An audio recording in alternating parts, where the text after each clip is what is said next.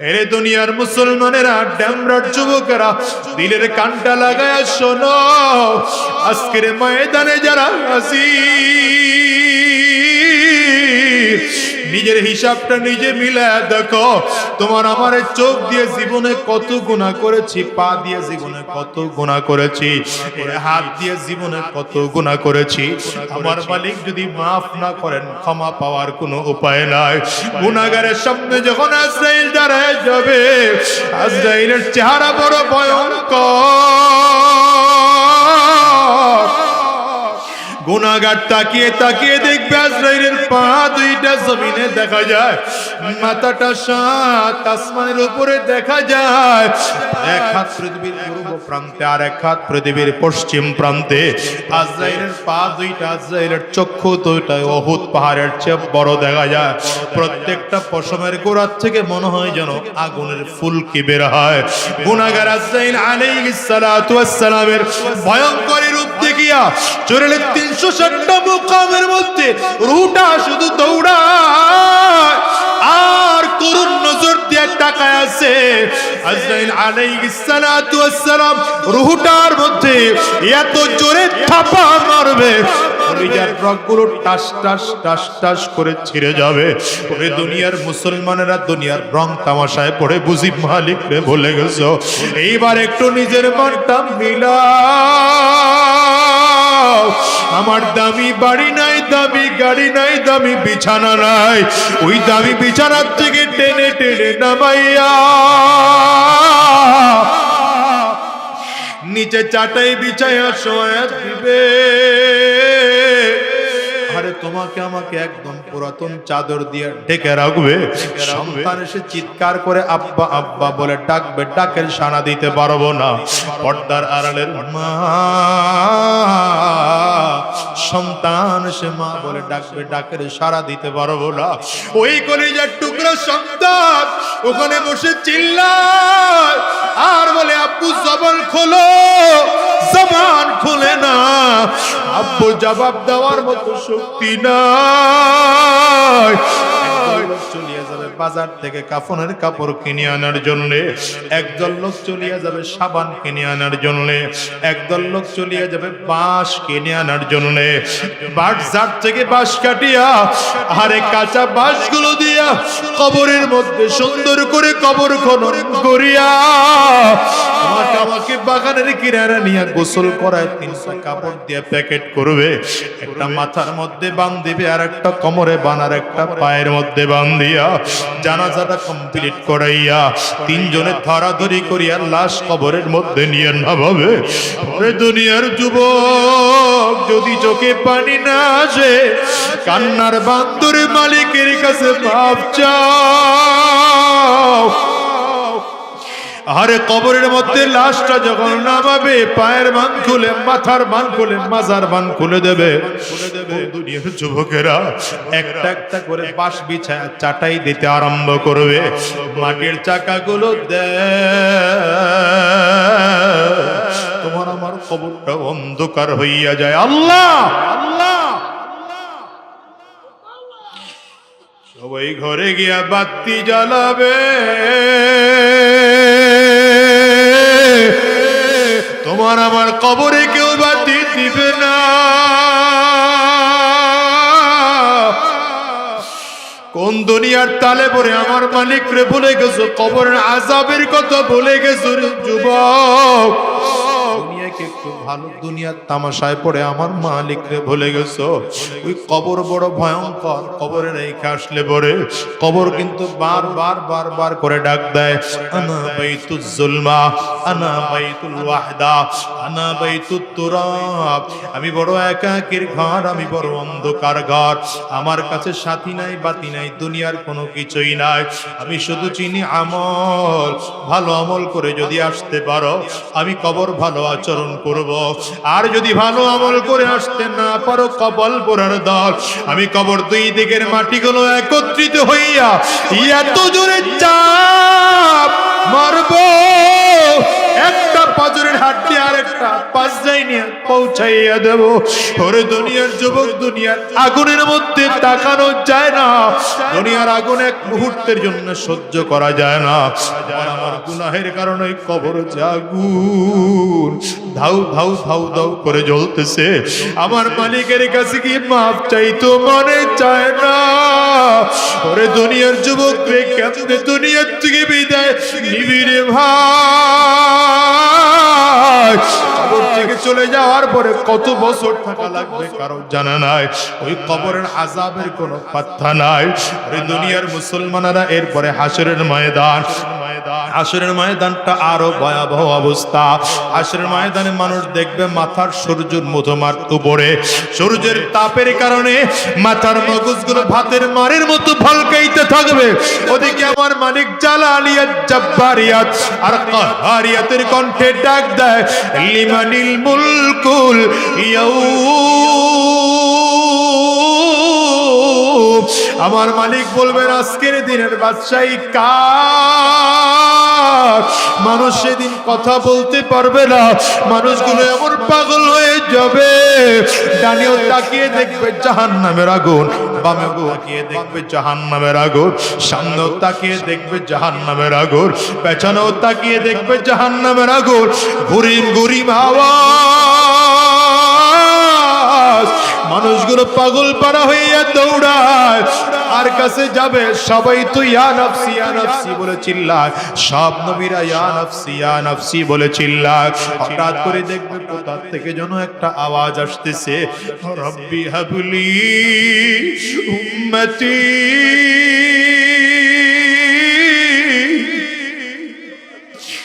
রব্বি হাবলি উম্মতি।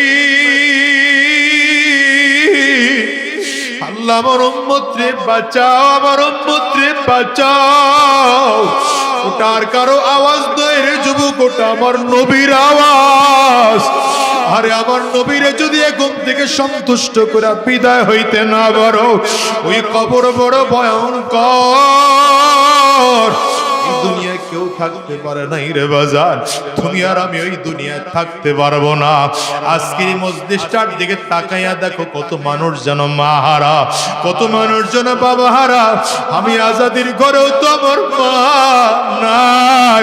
এই মজলিসে কার কার মা নাই? হাতটা তুলে দেখাও রে বাজার। কার কার বাবা নাই? হাতগুলো তুলে রাখো বাজার, নামায় না। আমার যুবকগুলো তাকায় তাকায় দেখুক মাহারা মানুষগুলো কেমনে চিল্লায়া চিল্লায়া কান্দে। বাবা হারা মানুষগুলোর চোখ দিয়ে কেমনে পানির ফোঁটাগুলো বের হয়।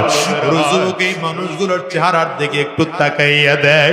এই মানুষগুলো তোমার কারো ঘরে মা নাই, এই মানুষগুলোর কারো ঘরে বাবা নাই, এই মানুষগুলোর কারো ঘরে আব্বা মা কেউ নাই। এই যুবক, যদি কান্না না আসে কান্নার ভান ধরো, আব্বা আম্মার কত সরল করে কাঁদো। আর চিল্লে আমার মালিক রে বলো, আল্লাহ, যতদিন এই জমিনের মধ্যে থাকবো আর হারাম রাস্তায় চলবো না, আর শয়তানি রাস্তায় চলবো না, আর মিথ্যা রাস্তায় কদম বাড়াবো না। আল্লাহ, তোমার গোলামি করবো, কোরআন ও সুন্নাহ অনুযায়ী নিজের জীবনটাকে সাজাবো। কারা কারা তৈয়ার আছো বাজার? দুইটা হাত উঁচা করে আমার আল্লাহরে দেখাও, চিল্লাইয়া ডাক দাও আল্লাহ। জোরে আওয়াজ করে ডাক দাও না আল্লাহ। যদি চোখে পানি না আসে কান্নার বাঁধ ধরে ডাক দাও। ডানে আর বামে তাকাইয়া দেখো কার চোখে পানি। ওই মানুষটার দিকে তাকাইয়া নিজের নিজে ধিক্কার মারো, আর চোখের পানিগুলো ফেলে আমার মালিক রে চিল্লাইয়া ডাক দাও। আওয়াজ দিয়া জোরে ডাক দাও না আল্লাহ, আরো জোরে ডাক দাও না আল্লাহ, জোরে জোরে জোরে আরো জোরে ডাকো আল্লাহ।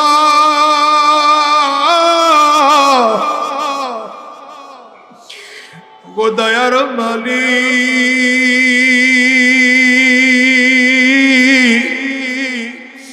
তুমি তোমার গোলামদের দিকে তাকাও। গোলামেরা তোমার কাছে ক্ষমা চায়, মাফ চায়। আল্লাহ তুমি মাফ করে দাও, মাফ করে দাও। আল্লাহ আর হারাম রাস্তায় চলবো না, আর শয়তানি রাস্তায় চলবো না, আর হারাম রাস্তায় কদম বাড়াবো না। কোরআন ও সুন্নাহ অনুযায়ী নিজের জীবন চালাবো। আল্লাহ তুমি কবুল করে নাও, কবুল করে নাও। চিৎকার করে বলো আমিন। আওয়াজ দিয়া জবান খুলে বলো আল্লাহুম্মা আমিন। ইয়া আইয়ুহাল্লাযীনা আমানুত্তাকুল্লাহ ওয়া কুনু মা'আস সাদিকিন। ইয়া আইয়ুহাল্লাযীনা আমানুত্তাকুল্লাহ ওয়া কুনু মা'আস সাদিকিন।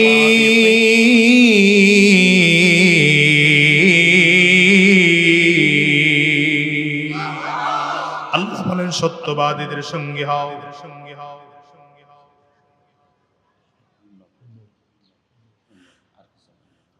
সত্যবাদীদের সঙ্গে হও। কার সঙ্গে? বলেন বলেন বলেন। সত্যবাদীদের সঙ্গে হও। সত্যবাদী কারা এটা একটু বোঝা দরকার। নবীদের যুগে সবথেকে সত্যবাদী ছিল নবীরা। নবী জমিন থেকে চলে যাওয়ার পরে সব থেকে সত্যবাদী সাহাবায়ে কেরাম।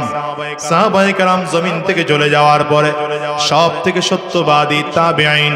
তাবেঈন জমিন থেকে চলে যাওয়ার পরে সব থেকে সত্যবাদী তাবেঈন। তাবেঈন জমিন থেকে চলে যাওয়ার পরে সব থেকে সত্যবাদী আইম্মা মুজতাহিদিন।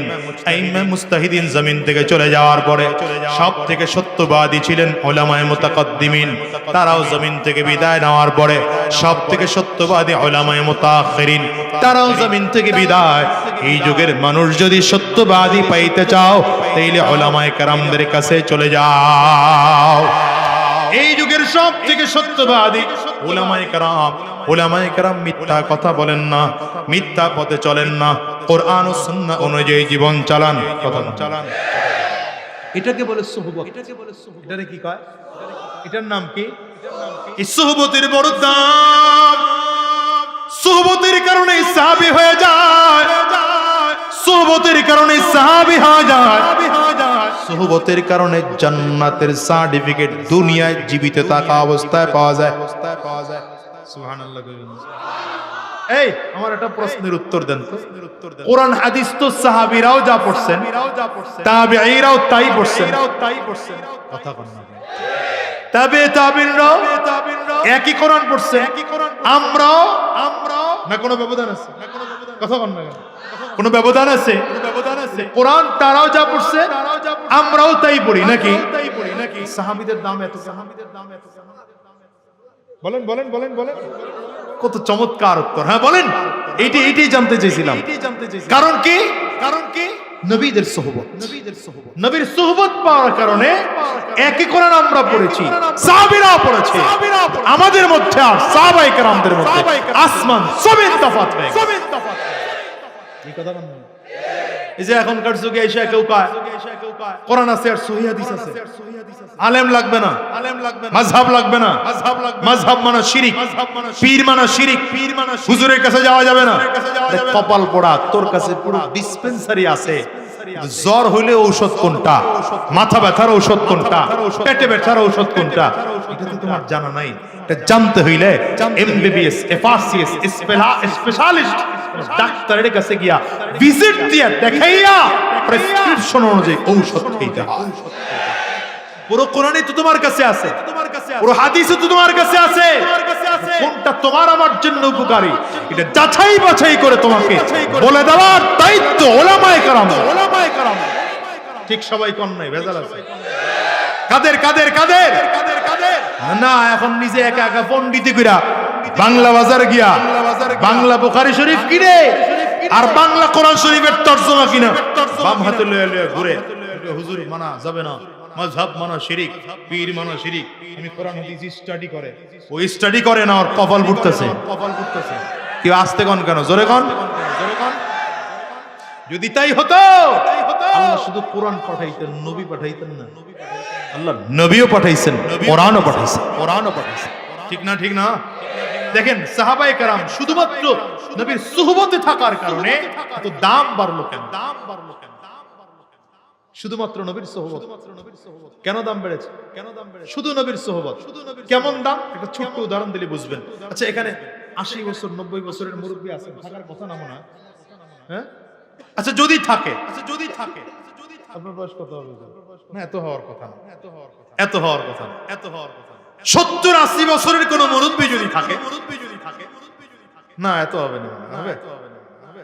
হবে? আচ্ছা, তাহলে উদাহরণটা বুঝতে সহজ হবে। দেখেন 80 বছরের কোন মুরব্বী এখানে আছেন মনে করে, এই মানুষটা বালেগ হওয়ার পর থেকে এক ওয়াক্ত নামাজ কাজা করে নাই মনে করেন। তাহলে প্রতিদিন যদি 5 ওয়াক্ত নামাজ পড়ে 80 বছরের বৃদ্ধ বাজার মিনিমাম 65-70 বছর নামাজ পড়ছে। কথা কয় না? আচ্ছা, এবার একটু হিসাব করি। নবীর সাহাবী আবু বকর সিদ্দিক রাদিয়াল্লাহু আনহু কত বছর নামাজ পড়ছেন? ঈমান গ্রহণ করছেন 42 বছরে। কত বছরে? ইন্তেকাল করেছেন কত? 67 বছরের মতো বয়স। অল্প, না 63 না, নবীজির চেয়ে 2 বছর বয়স বেশি ছিল আবু বকর সিদ্দিক রাদিয়াল্লাহু আনহু। আবার নবীজির ইন্তেকালের 2 বছর 3 মাস পরে গিয়ে ইন্তেকাল করেছে। 67 বছর হবে, ঠিক না? তাহলে নামাজ ফরজ হয়েছে নবুয়তের 8ম বছরে। এখন বলেন আবু বকর সিদ্দিকের নামাজের বয়স কত? 25 বছর ধরলাম, কথা কয় না। 25 থেকে আরো 8 মাইনাস করে কত বছর? আহারে হিসাব বুঝুন। 17 বছর। কত বছর? আবু বকর সিদ্দিক রাদিয়াল্লাহু আনহু নামাজ পড়ার বয়স যদি হিসাব করি 16-17 বছর। যেই মুরব্বি 80 বছর বয়স, তার নামাজের তো আবু বকর সিদ্দিক রাদিয়াল্লাহু আনহুর তুলনায় 2 গুণ 3 গুণ বেশি।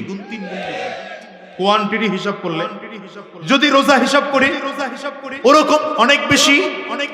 বলেন তো ওই মুরব্বির মতো 50 লক্ষ মুরব্বির সমস্ত জীবনের ইবাদত এক পাল্লায় রাখেন, আর আবু বকর সিদ্দিক রাদিয়াল্লাহু আনহু জীবনের এক দিনের 5 ওয়াক্তের এক রাকাতের একটা সাজদাকে আরেক পাল্লায় রাখেন।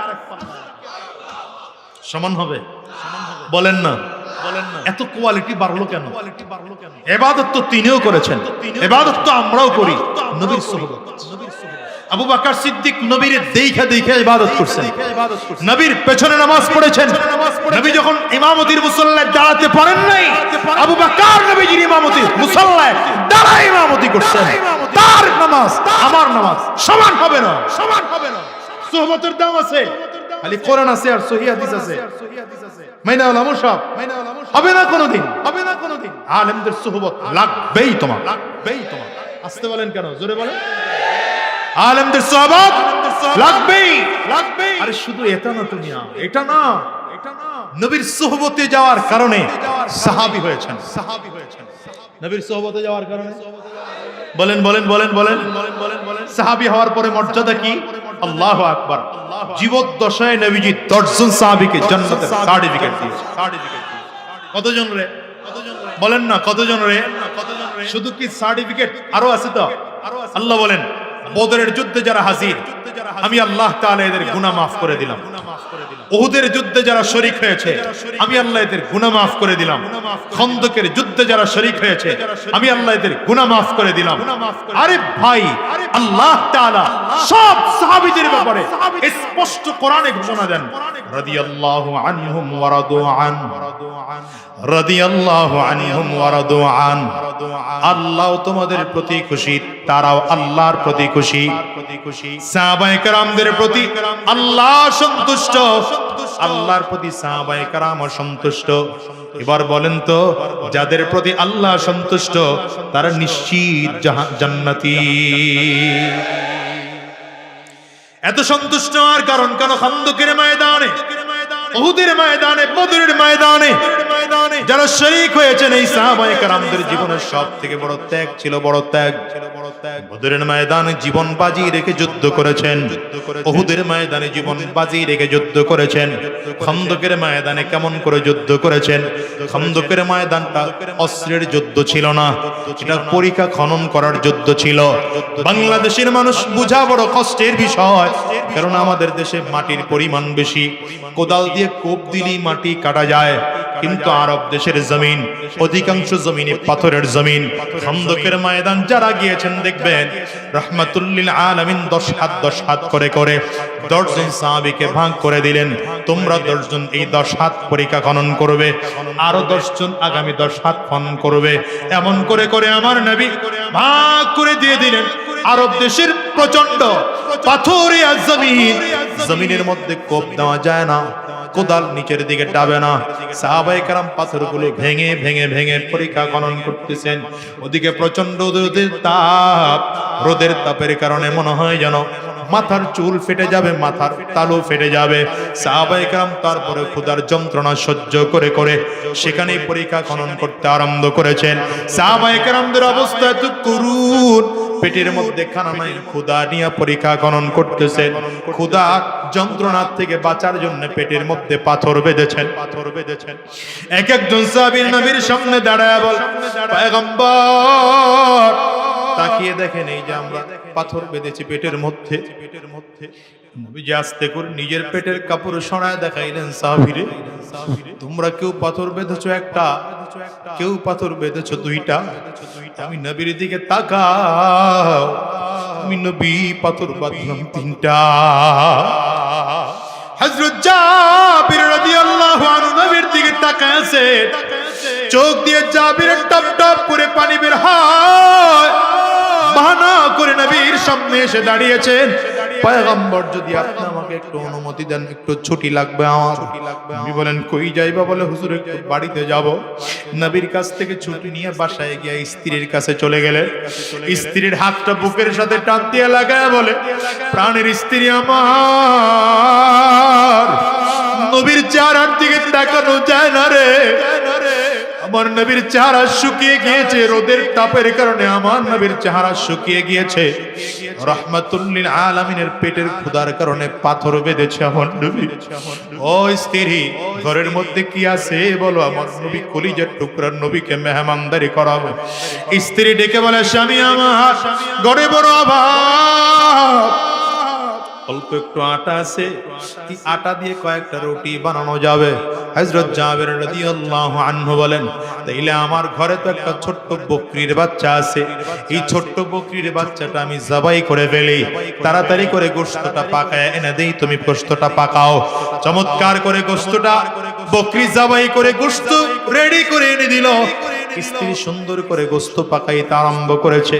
হযরত জাবির রাদিয়াল্লাহু আনহু রাহমাতুল্লিল আলামিনের কানের কাছে গিয়া বলেন, ওগো পয়গম্বর, যদি আপনার কাছে এই সুন্দর পরিবেশটা ছেড়ে যেতে ভালো লাগবে না, কিন্তু অল্প সময়ের জন্য 2-3 জন সাহাবীকে নিয়ে আপনি আমার বাড়িতে রওনা করেন।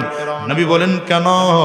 জাবির রাদিয়াল্লাহু আনহু বলেন, পয়গম্বর, আপনার ক্ষুধা সহ্য করতে না পেরে বাসায় গিয়ে স্ত্রীকে বলেছি, আপনাদের জন্য আমার স্ত্রী চমৎকার করে রুটির ব্যবস্থা করেছে।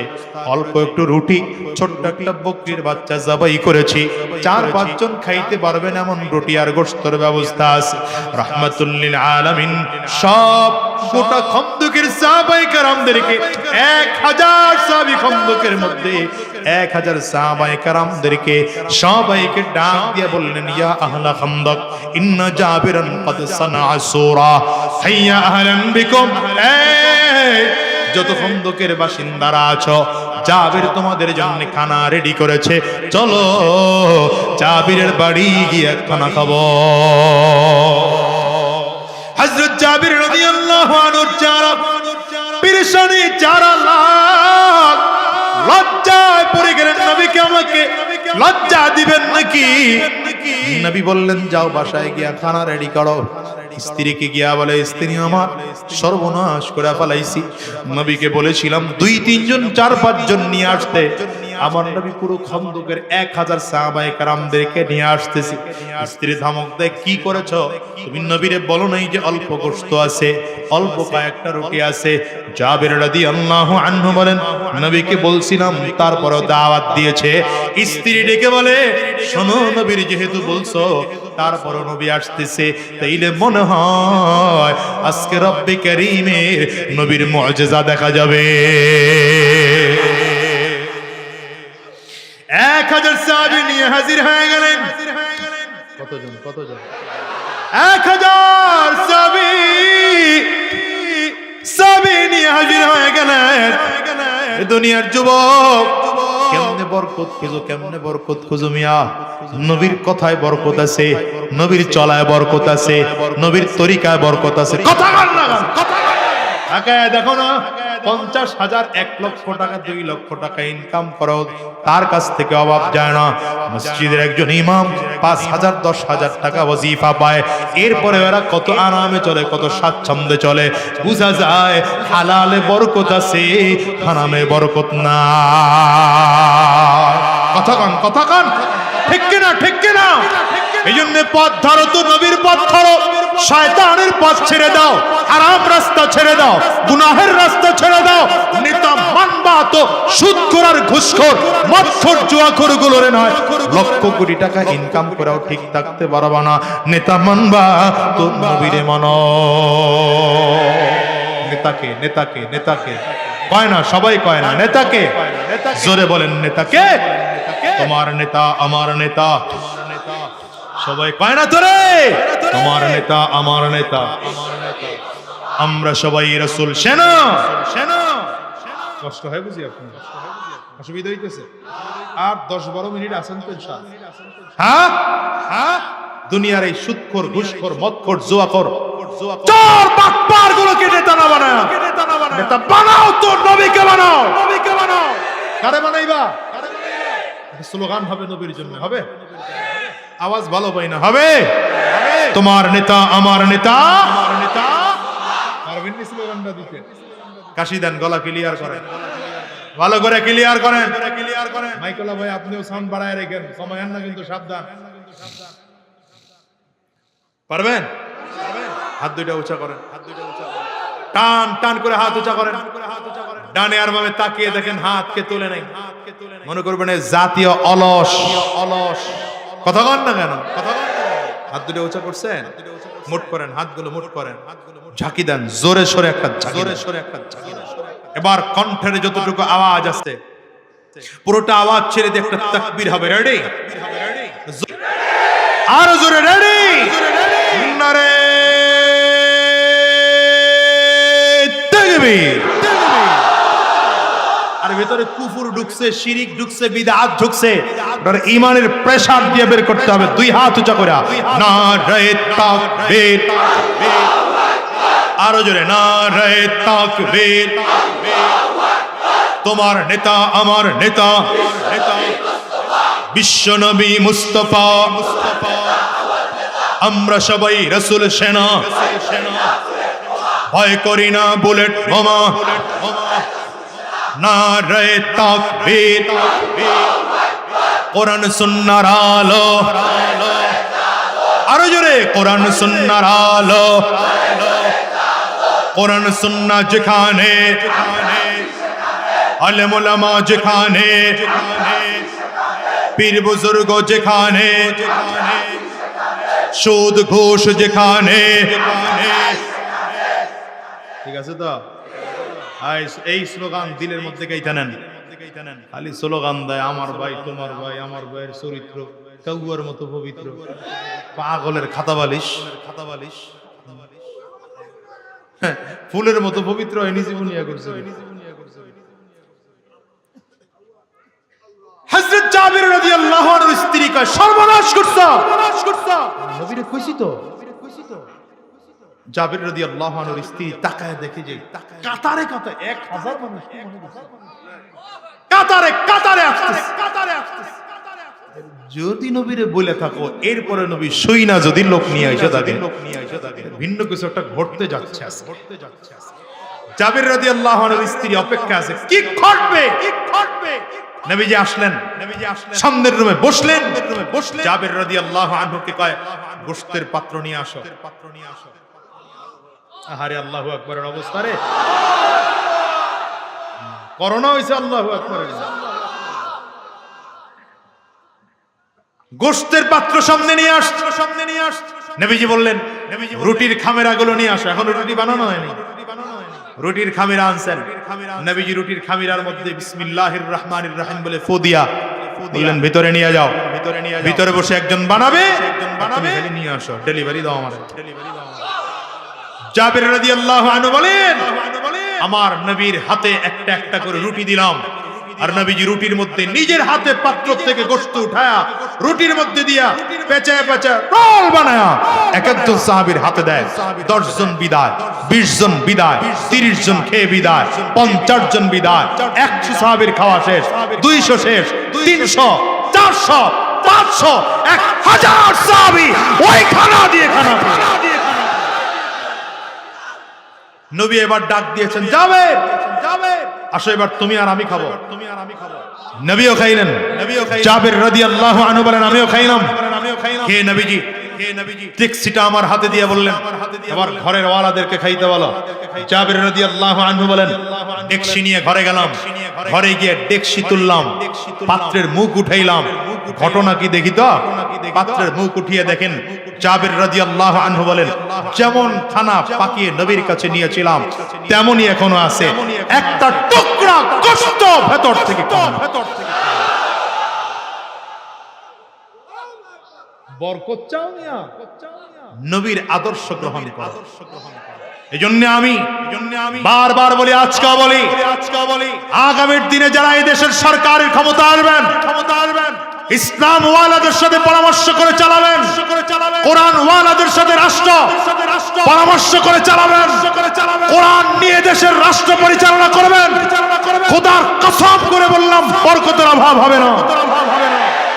আর যদি নিজের মতো করে চালান 5 বছরও টিকার কায়দা নাই, কারণ এদেশের জনগণ প্রতিবাদ করতে শিখে গিয়েছে। ঠিক কিনা বলেন? হাত উঁচা করে চিল্লায় বলেন, ইয়া আইয়ুহাল্লাযীনা আমানুত্তাকুল্লাহ, ইয়া আইয়ুহাল্লাযীনা আমানুত্তাকুল্লাহ ওয়া কুনু মা'আস সাদিকিন।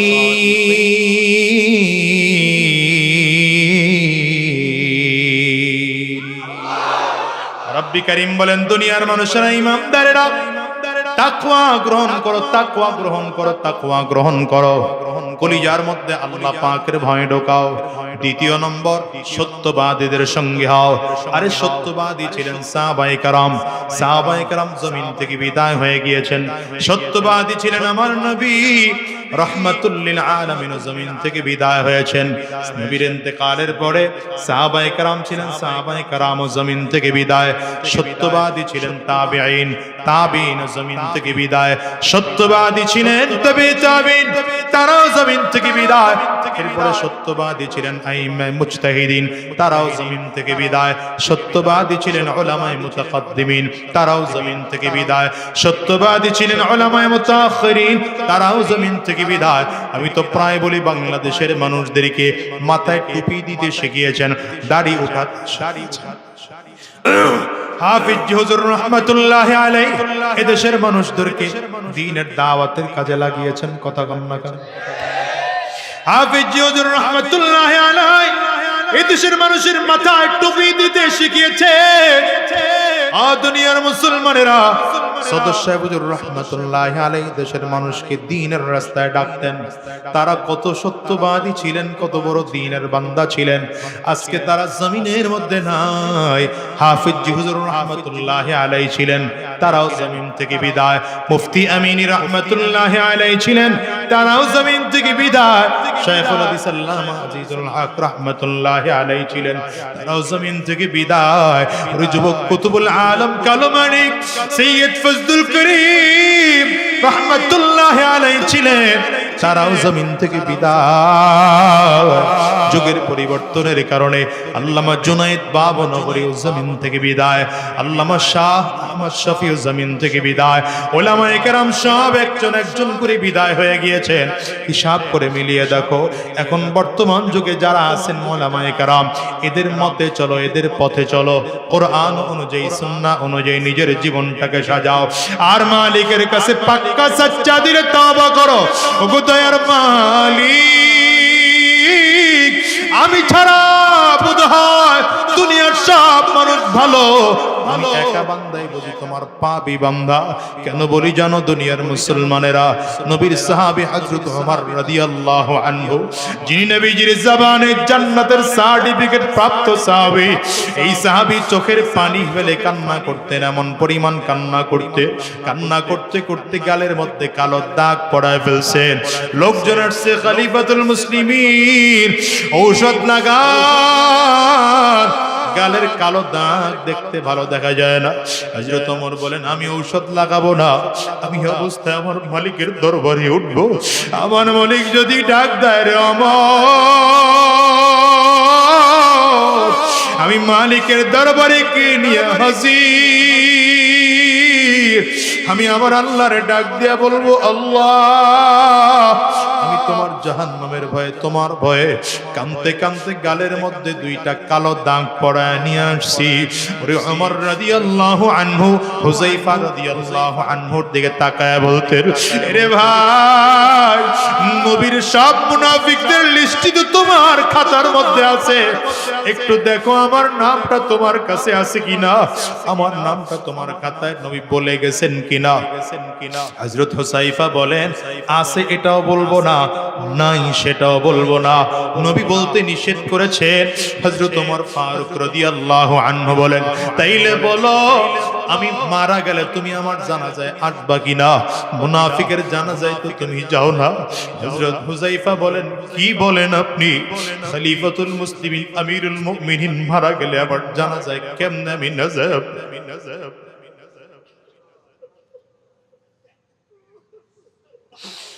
হযরত ওমর কান্না করে আর বলে, বুঝতে পেরেছি, তুমি যদি আমার জানাজায় আসো তাইলে আমার নাম বুঝি মুনাফিকের খাতায় না। এই ওমর রাদিয়াল্লাহু আনহুকে যখন কাফির মুশরিকরা আঘাত করেছে, এমন ভাবে আঘাত করেছে পেটের খাদ্যথলি কেটে গিয়েছে। ডাক্তাররা বলল, আমিরুল মুমিনিন বেশি দিন বাঁচবেন না, আমি জমিন থেকে আপনি বিদায় হয়ে যাবে, আপনি দুনিয়ায় বাঁচবেন না, জমিন থেকে বিদায় হয়ে যাবেন। আপনি তাড়াতাড়ি করে আপনার পরবর্তী খলিফা কি হবে নির্ধারণ করে। হযরত ওমরকে মসজিদ নববীর বারান্দায় শোয়া দেওয়া হলো। হযরত ওমর রাদিয়াল্লাহু আনহু বারান্দায় শুইয়া আল্লাহু আকবার, আল্লাহর বান্দা এমন জোরে চিল্লায়, আর বারান্দায় থেকে থেকে আওয়াজ করে আর বলে, ওয়াইলুল লাকা ইয়া উমর ইল্লাম ইয়াগফির লাকা রাব্বুক, ওয়াইলুল লাকা ইয়া উমর ইল্লাম ইয়াগফির লাকা রাব্বুক। রে আমর, তুই তো ধ্বংস যদি তোর মালিক তোরে মাফ না করে। এর কলিজার টুকরো যুবক হযরত ওমর রাদিয়াল্লাহু আনহু নিজের কলিজার টুকরা সন্তানকে ডাক দেয়, আব্দুল্লাহ, জানের কাছে গিয়ে একটু পারমিশন চা, আমার বারবার করে মনটা চায় আমি আমার নবীর পাশে কবর নেব, আমার আবু বকরের পাশে কবর নেব। আম্মা জানের কাছে চলে গেছেন, আম্মা জান, আমার আব্বু পারমিশন চায়, পারমিশন দিবেননি। আম্মা জান পারমিশন দিয়ে দিলেন। হযরত ওমর রাদিয়াল্লাহু আনহু সন্তানরে ডাক দেয়, ও কলিজার টুকরা সন্তান, আম্মা জানের কাছে আবারও পারমিশন চাইবা। বলে, বাবা পারমিশন দিয়ে দিছে। কয় না, তারপরে আবারও পারমিশন চাইবা। আমি যখন জমিন থেকে বিদায় হয়ে যাব, আমার চমৎকার করে গোসল করাইবা, সুন্দর করে গোসল করাইয়া কাফনের কাপড় পরাইবা, কাফনের কাপড়টা পরাইয়া জানাজা পড়াইয়া আমার লাশ নিয়ে আম্মা জানের দরজার সামনে রাখবা। এরপরে আবারও প্রশ্ন করবা, যদি আম্মা জান রাজি হয় তাইলে আমার নবীর পাশে আবু বকর সিদ্দিকের পাশে দাফন দিবা, আর যদি না বলে তাইলে আমার লাশ নিয়ে জান্নাতুল বাকির মধ্যে দাফন দিবা। কেন বলি জানো? এখন তো আমি খলিফাতুল মুসলিমিন, আমিরুল মুমিনিন। হায় রে, আম্মা জান হয়তো লজ্জায় পরে আমাকে পারমিশন দিয়ে দিছে, কিন্তু যেই দিন এমন হবে আমি জমিন থেকে বিদায় হয়ে যাব, সেই দিন আমি খলিফাতুল মুসলিমিন থাকবো না, সেদিন আমি আমিরুল মুমিনিন থাকবো না। আমার পরিচয় আমি নবী গোলাম, আমি খাত্তাবের ছেলে। ওই দিন আম্মা জানের কাছে গিয়ে পারমিশন চাইবা। কেন বলি রে বাবা? জানো কবর বড় ভয়ঙ্কর। হযরত ওমর কই কবর মৃত্যুর পরে সবথেকে প্রথম ঘাঁটি। কবর যদি কারণ নিরাপদ না হয় তাইলে অন্য কোনো জায়গা আর নিরাপদ হবে না। আমি এই জন্য আমার কবরটা নিরাপদ করার জন্য নবীর পাশে ঘুমাইতে চাই। এরে দুনিয়ার মুসলমানেরা, ড্যামরার যুবকেরা, দিলের কানটা লাগায়া শোনো, আজকের ময়দানে যারা হাজির, নিজের হিসাবটা নিজে মিলায়া দেখো। তোমার আমার চোখ দিয়ে জীবনে কত গুনাহ করেছি, পা দিয়ে জীবনে কত গুনাহ করেছি, হাত দিয়ে জীবনে কত গুনাহ করেছি। আমার মালিক যদি মাফ না করেন, ক্ষমা পাওয়ার কোনো উপায় নাই। গুনাহগারের সামনে যখন আজরাইল দাঁড়ায় যাবে, আজরাইলের চেহারা বড় ভয়ঙ্কর। গুনাহগার তাকিয়ে তাকিয়ে দেখবে আজরাইলের পা দুইটা জমিনে দেখা যায়, মাথাটা সাত আসমানের উপরে দেখা যায়। এক হাত পৃথিবীর পূর্ব প্রান্তে আর এক হাত পৃথিবীর পশ্চিম প্রান্তে। আজরাইলের পা দুইটা, আজরাইলের চক্ষু দুইটা উহুদ পাহাড়ের চেয়ে বড় দেখা যায়। প্রত্যেকটা পশমের গোড়ার থেকে মনে হয় যেন আগুনের ফুলকি বের হয়। গুনাহগার আজরাইল আলাইহিস সালাতু ওয়াস সালামের ভয়ঙ্কর রূপ দেখিয়া চড়লে 360টা মুকামের মধ্যে রুহটা শুধু দৌড়ায় আর করুণ নজর দিয়ে তাকায় আছে। আজরাইল আলাইহিস সালাতু ওয়াস সালাম রুহটার মধ্যে এত জোরে থাপা মারবে, কলিজার রগগুলো টাস টাস টাস টাস করে ছিঁড়ে যাবে। ওরে দুনিয়ার মুসলমানেরা দুনিয়ার রং তামাশায় পড়ে বুঝি মালিক রে ভুলে গেছো। এইবার একটু নিজের মনটা মিলাও। আমার দামি বাড়ি নাই, দামি গাড়ি নাই, দামি বিছানা নাই, ওই দামি বিছানার থেকে টেনে টেনে নামাইয়া নিচে চাটাই বিছায়া শোয়া দিবে। আরে তোমাকে আমাকে একদম পুরাতন চাদর দিয়ে ঢেকে রাখবে। সন্তান এসে চিৎকার করে আব্বা আব্বা বলে ডাকবে, ডাকের সাড়া দিতে পারবো না। পর্দার আড়ালের মা, সন্তান এসে মা বলে ডাকবে, ডাকের সাড়া দিতে পারবো না। ওই কলিজার টুকরো সন্তান ওখানে বসে চিল্লায় আর বলে আব্বু জবান খোলো, জবান খুলে না। আব্বু জবাব দেওয়ার মতো শক্তি নাই। চলিয়ে যাবে বাজার থেকে কাফনের কাপড় কিনে আনার জন্য, একদল লোক চলিয়ে যাবে সাবান কিনে আনার জন্য, একদল লোক চলিয়ে যাবে বাঁশ কিনে আনার জন্য। বাজার থেকে বাঁশ কাটিয়া আরে কাঁচা বাঁশগুলো দিয়া কবরের মধ্যে সুন্দর করে কবর খনন করিয়া তোমাকে আমাকে বাগানের কিনারা নিয়ে গোসল করায় 300 কাপড় দিয়ে প্যাকেট করবে। একটা মাথার মধ্যে বাঁধিবে, আর একটা কোমরে বানার, একটা পায়ের মধ্যে বাঁধিয়া জানাজাটা কমপ্লিট করাইয়া 3 জনে ধরাধরি করিয়া লাশ কবরের মধ্যে নিয়ে নামাবে। ওরে দুনিয়ার যুবক, যদি চোখে পানি না আসে, কান্নার বান্দরে মালিকের কাছে মাপ চাও। আরে কবরের মধ্যে লাশটা যখন নামাবে, পায়ের বান খুলে, মাথার বান খুলে, মাজার বান খুলে দেবে। দুনিয়ার যুবকেরা একটা একটা করে বাঁশ বিছায় চাটাই দিতে আরম্ভ করবে। মাটির চাকাগুলো তোমার আমার কবরটা অন্ধকার হইয়া যায়। আল্লাহ আল্লাহ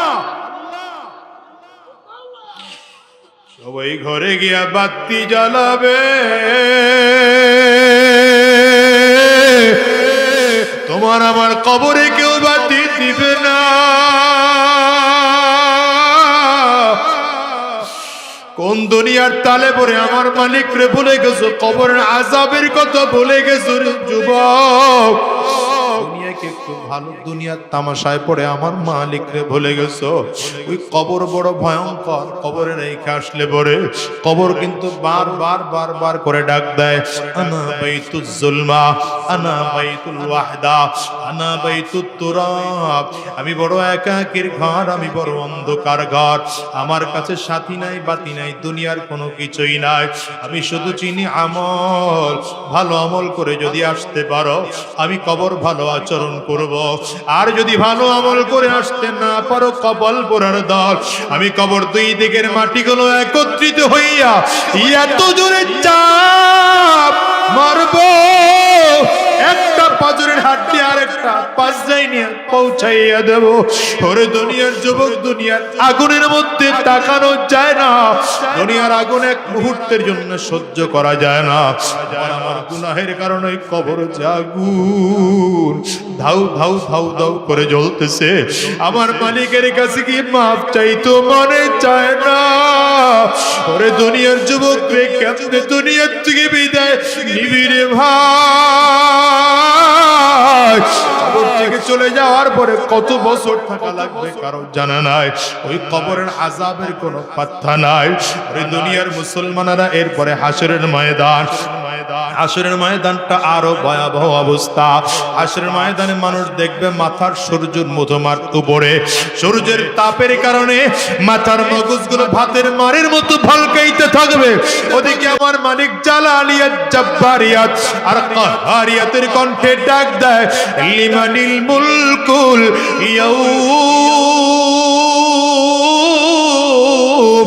আমার মালিক বলবেন আজকের দিনের বাদশাহী কার? মানুষ সেদিন কথা বলতে পারবে না। মানুষগুলো এমন পাগল হয়ে যাবে, ডানেও তাকিয়ে দেখবে জাহান্নামের আগুন, বামেও তাকিয়ে দেখবে জাহান্নামের আগুন, সামনেও তাকিয়ে দেখবে জাহান্নামের আগুন, পেছনেও তাকিয়ে দেখবে জাহান্নামের আগুন। গুরিম গুরিম আওয়াজ, মানুষগুলো পাগল পারা হইয়া দৌড়ায়। আর কাছে যাবে সবাই তো ইয়া নাফসি ইয়া নাফসি বলে চিল্লায়। সব নবীরা ইয়া নাফসি ইয়া নাফসি বলে চিল্লায়।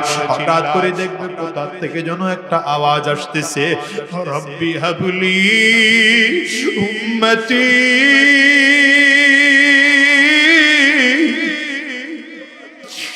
রব্বি হাবলি উম্মতি। আল্লাহ আমার উম্মত রে বাঁচাও, আমার উম্মত রে বাঁচাও। ওটার কারো আওয়াজ নয় রে যুবক, ওটা আমার নবীর আওয়াজ। আরে আমার নবীরে যদি ঘুম থেকে সন্তুষ্ট করে বিদায় হইতে না পারো, ওই কবর বড় ভয়ঙ্কর। দুনিয়ায় কেউ থাকতে পারে নাই রে বাজার, তুমি আর আমি ওই দুনিয়ায় থাকতে পারবো না। আজকের মজলিসটার দিকে তাকাইয়া দেখো, কত মানুষ যেন মা হারা, কত মানুষ যেন বাবা হারা। আমি আজাদির ঘরেও তো আমার মা নাই। এই মজলিসে কার কার মা নাই? হাতটা তুলে দেখাও রে বাজার। কার কার বাবা নাই?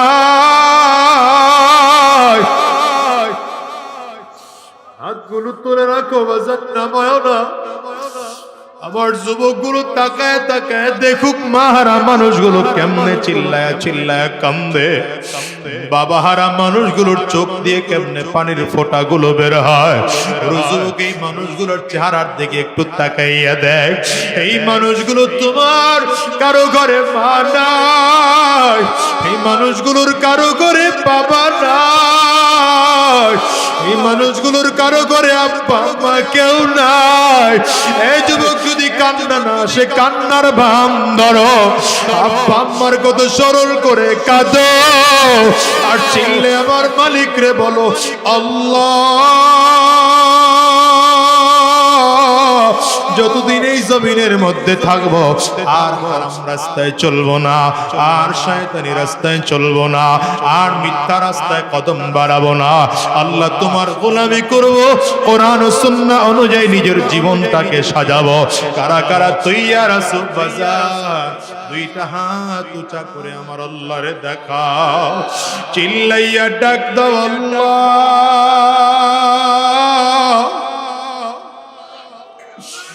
জোরে আওয়াজ করে ডাক দাও না আল্লাহ।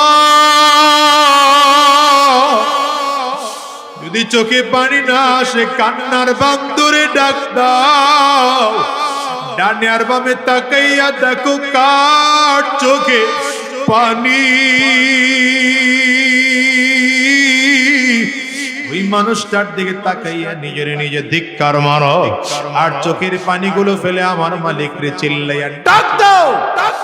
আওয়াজ দিয়া জোরে ডাক দাও না আল্লাহ, আরো জোরে ডাক দাও না আল্লাহ, জোরে জোরে জোরে আরো জোরে ডাকো আল্লাহ।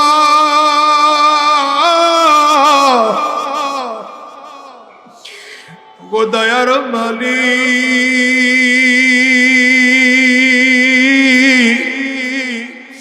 তুমি তোমার গোলামদের দিকে তাকাও। গোলামেরা তোমার কাছে ক্ষমা চায়, মাফ চায়। আল্লাহ তুমি মাফ করে দাও, মাফ করে দাও। আল্লাহ আর হারাম রাস্তায় চলবো না, আর শয়তানি রাস্তায় চলবো না, আর হারাম রাস্তায় কদম বাড়াবো না। কোরআন ও সুন্নাহ অনুযায়ী নিজের জীবন চালাবো। আল্লাহ তুমি কবুল করে নাও, কবুল করে নাও। চিৎকার করে বলো আমিন। আওয়াজ দিয়া জবান খুলে বলো আল্লাহুম্মা আমিন।